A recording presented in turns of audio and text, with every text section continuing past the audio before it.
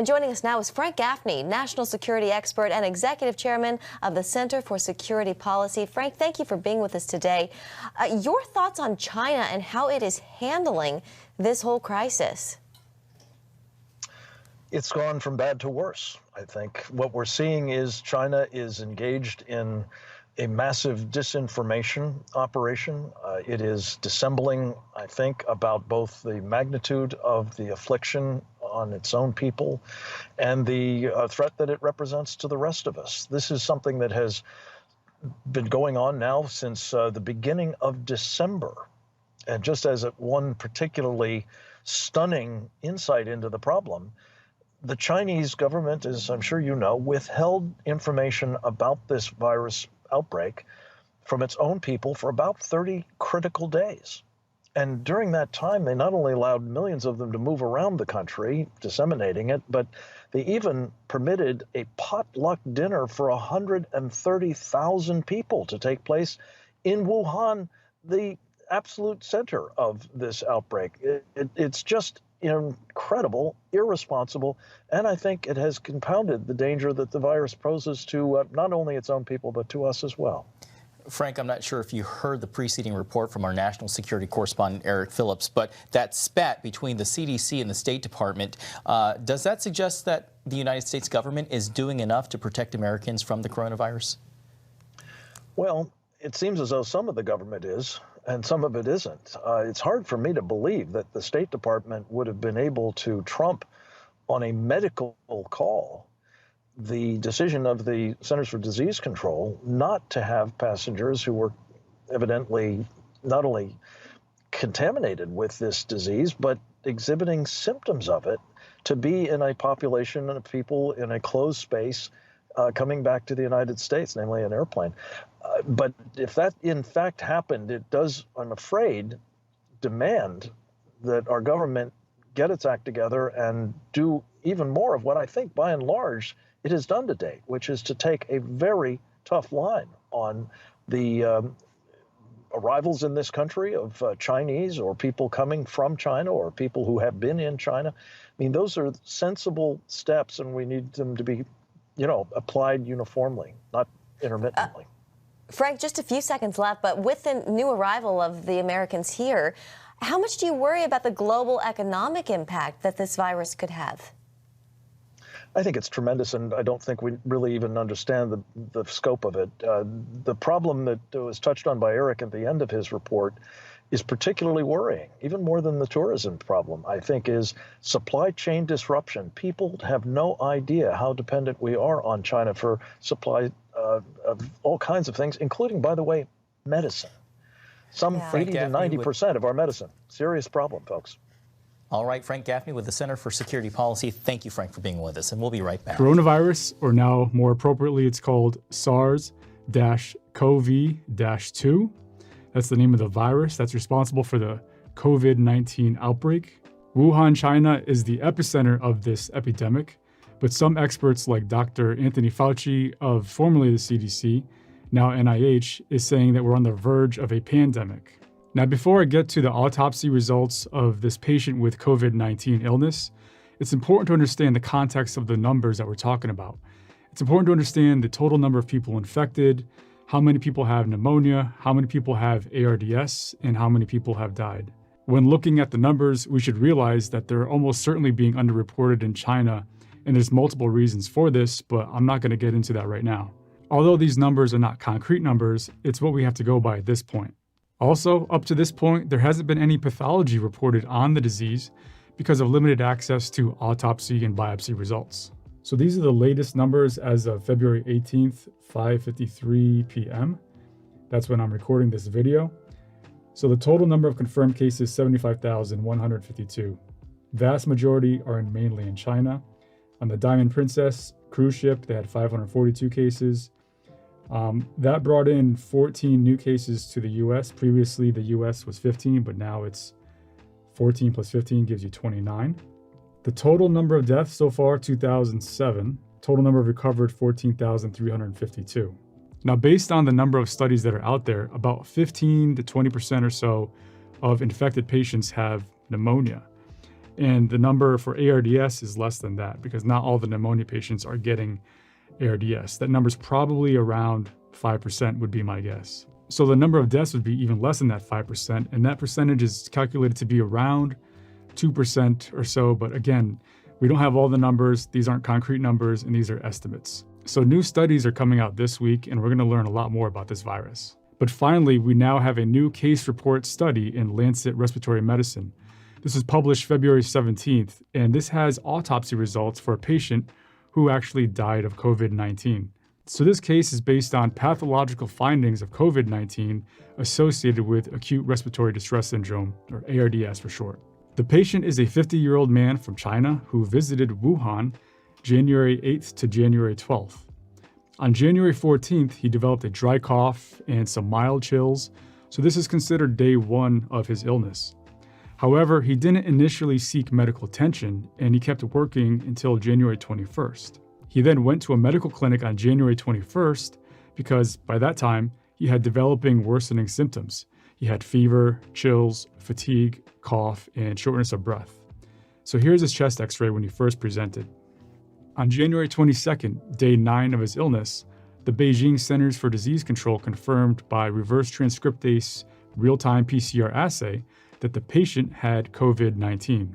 He was immediately admitted to the isolation ward and received supplemental oxygen through a face mask.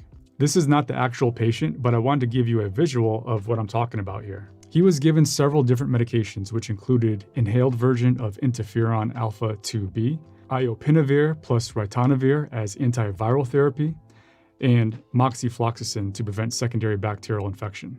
He was also given a steroid, methylprednisolone, also known as solumedrol, to attenuate lung inflammation, and more on this in a little bit. Now let's take a look at his lab results so far. You may notice that his WBC count, his white blood cell count, is low, and specifically his lymphocytes are low.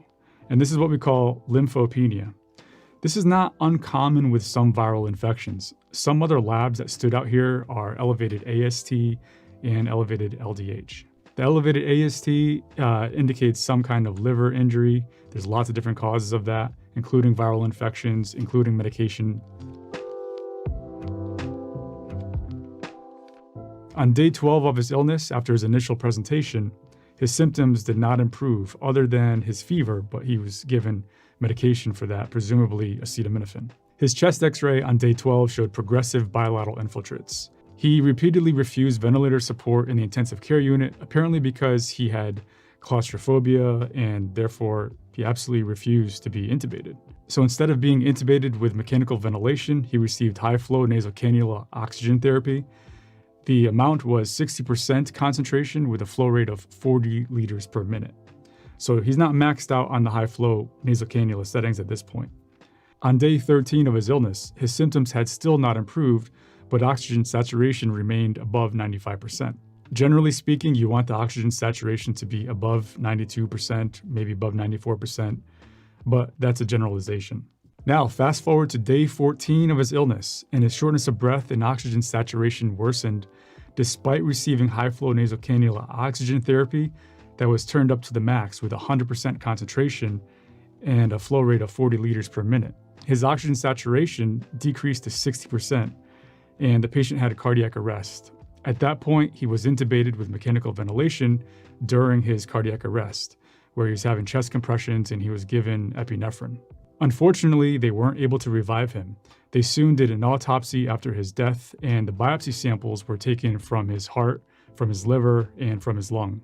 His heart was essentially normal. The liver biopsy of this patient showed moderate microvascular steatosis and mild lobular and portal activity, indicating that this injury could have been from the virus itself, the SARS-CoV-2 virus, or it could be from medication effect, or it could be a combination of both. And now to the lung biopsy.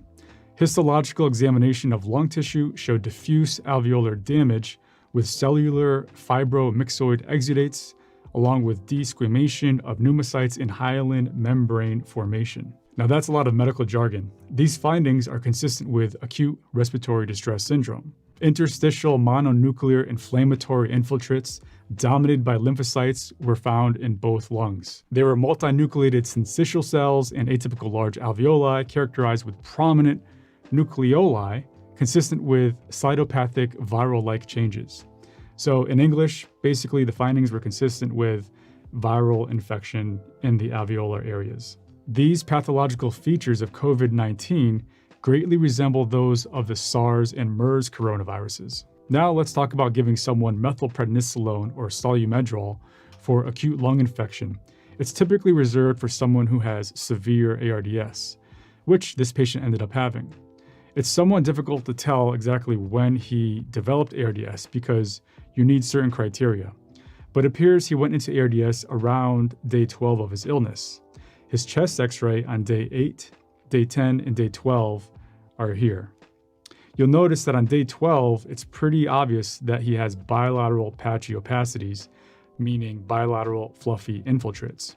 Part of the other criteria for ARDS is having a low PaO2 to FiO2 ratio. Essentially, this is a measure of the ratio of the amount of oxygen you inhale compared to the amount of oxygen you end up getting into your blood. A low ratio indicates that the lungs are doing a poor job of moving the oxygen from the air you inhale into your bloodstream.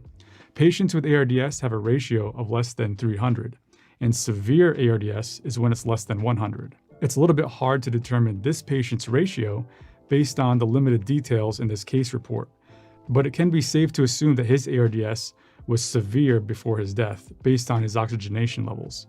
Check out my video on ARDS for a deep dive into how we diagnose and manage patients with ARDS. Now, this patient refused a breathing tube with mechanical ventilation. If he was intubated sooner rather than later, would that have changed the outcome? It's hard to know. It's possible he still would have had the same outcome, but I can tell you that his chances of survival would have been higher had he been intubated sooner rather than later. And the reason is we can do things that have proven to reduce mortality in patients with severe ARDS. Like this patient, I do occasionally have patients who need intubation, but they refuse it unless they stop breathing and/or their heart stops. They say, well, if I stop breathing and my heart stops, then go ahead and do CPR and put the breathing tube in. But short of that, I don't want the breathing tube. I explain to them that the prognosis is better if we intubate you sooner rather than later. Most patients at that point have to decide, or a family member will decide for them if they can't make decisions on their own. They have to decide whether they want to be a DNI, meaning do not intubate, or do they want the breathing tube? The patient in this case didn't get intubated until after his breathing and his heart stopped. When you get to that point, the prognosis is essentially zero. Now, there are more and more studies coming out this week about COVID-19, and they're coming from credible medical journals like the New England Journal of Medicine, Lancet, Nature, JAMA, and others. So I'm going to be on the lookout for these studies.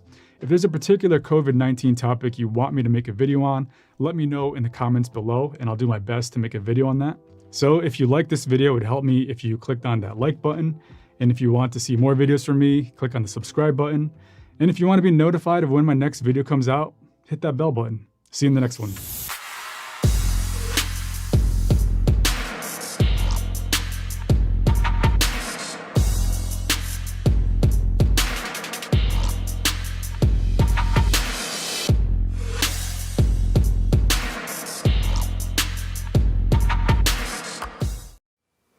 I was thinking just last night about the name Prepsteaders.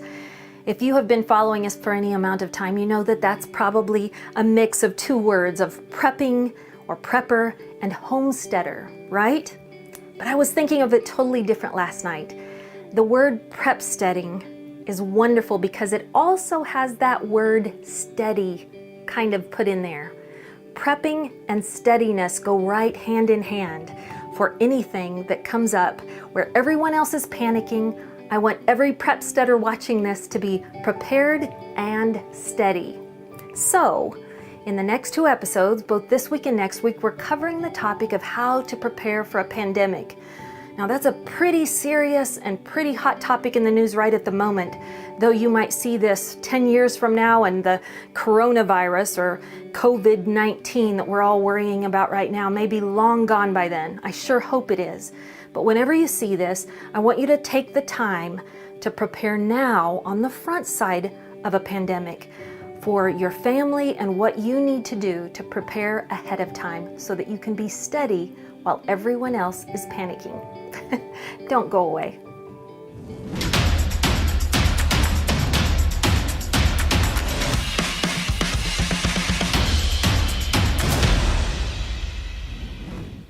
start here.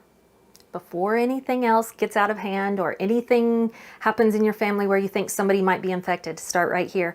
I want you to find the most isolated corner in your home that has the least amount of traffic and happens to be the farthest away from where food is being prepared, because we sure don't want that to be the area that gets exposed to this if it comes in your home.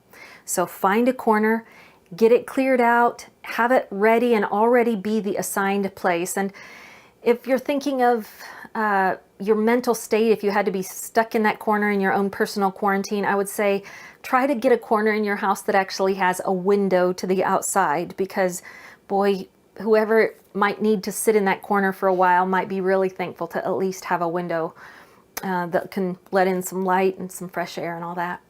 But then you're going to want to get some plastic sheeting and some good duct tape that's going to seal off that area. So literally prepare ahead of time for if by chance you had to be in a little 5-foot square spot in the corner of the house back away from everybody else.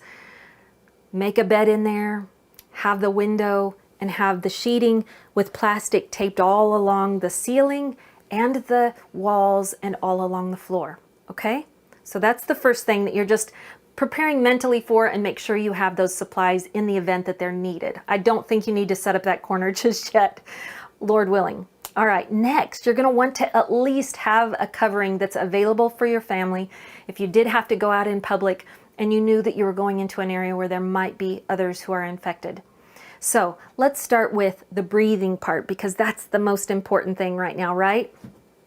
I'm going to have a link right above this video that's going to show you where the Chinese government for the coronavirus, which is kind of what we're dealing with at the moment, has shown you how to make your own personal makeshift breathing stuff. And I really think that they've got it down pretty good, although it's not nearly as effective as a strong N95 mask, which we're going to get at the store.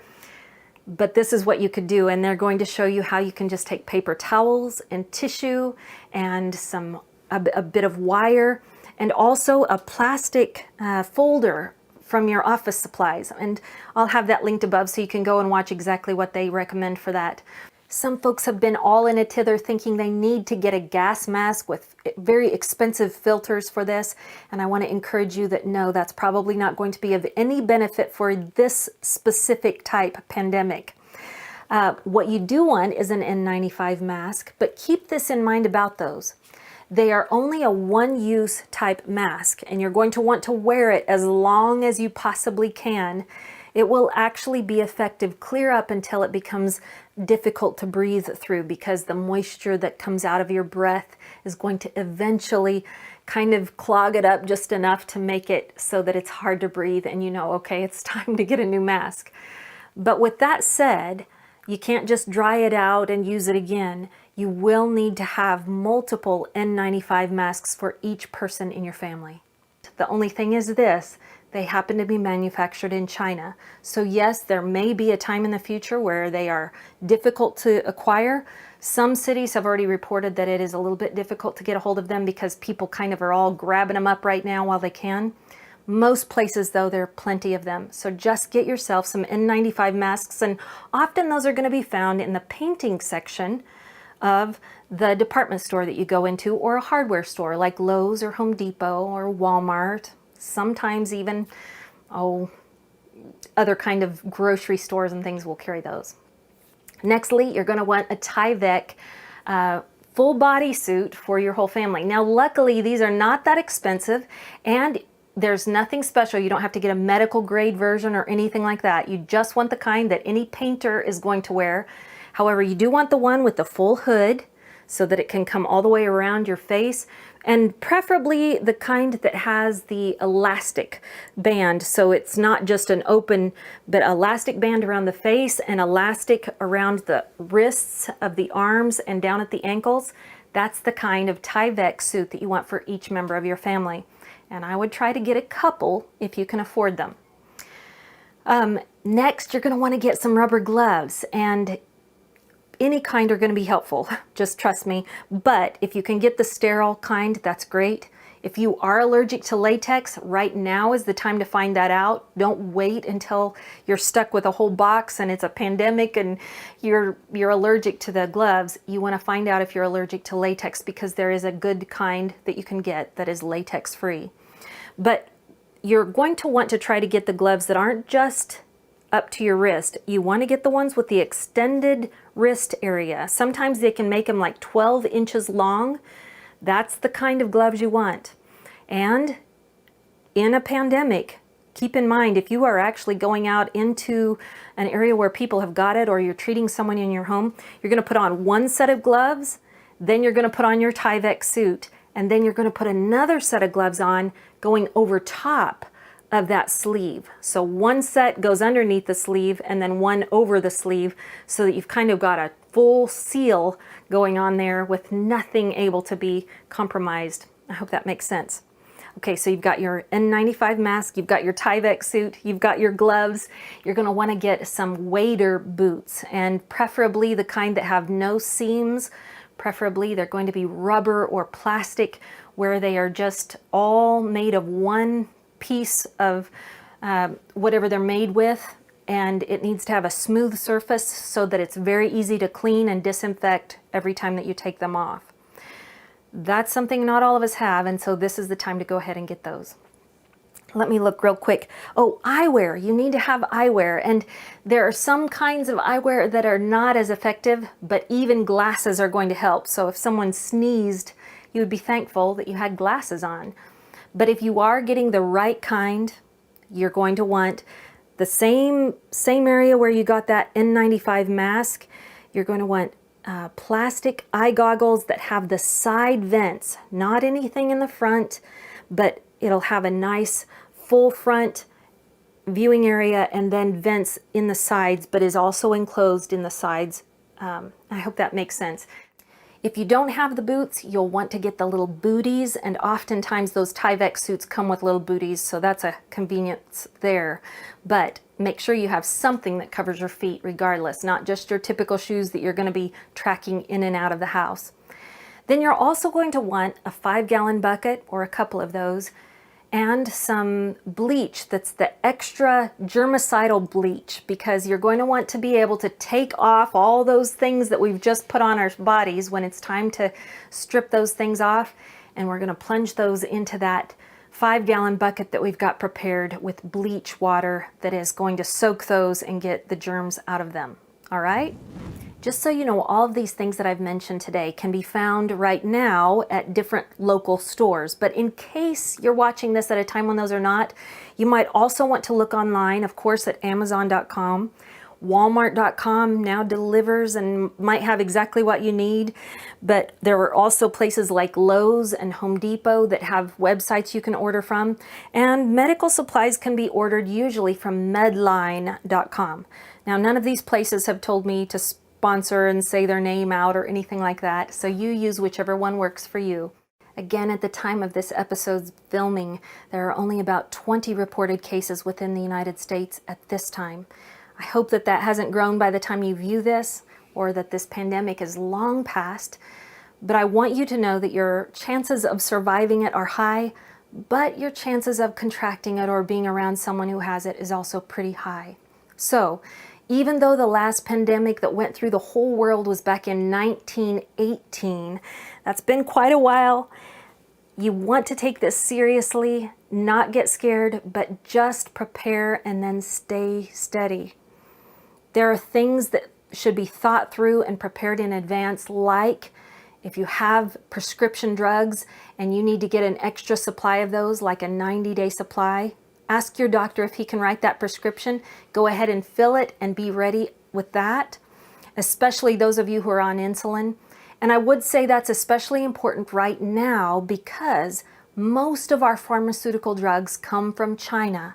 And so just in case borders were shut down or trading was shut down in some ways and it became harder to get a hold of those, this is the time right now to go ahead.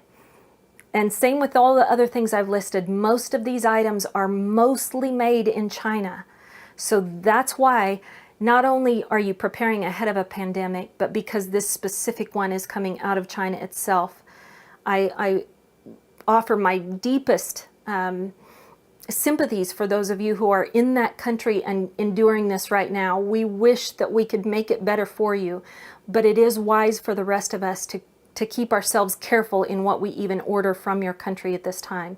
So get what you need ahead of time. Get a double supply, a triple supply if you can, of food and clean water, your prescription drugs, and have your plan written out and in place for your family in the event that you're exposed to this virus.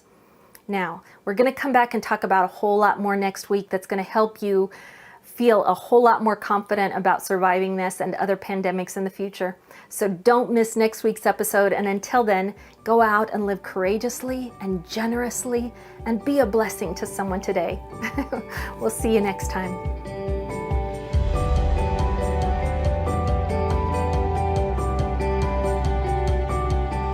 Hey there, before you go, let me share this quick word of scripture with you.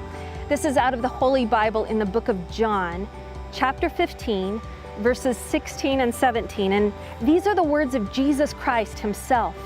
He says this, "You didn't choose me, but I chose you. And I appointed you that you should go and bear much fruit, and that fruit should abide, so that whatever you ask the Father in my name, he will give it to you. These things I command you, so that you will love one another." Now go spread the word.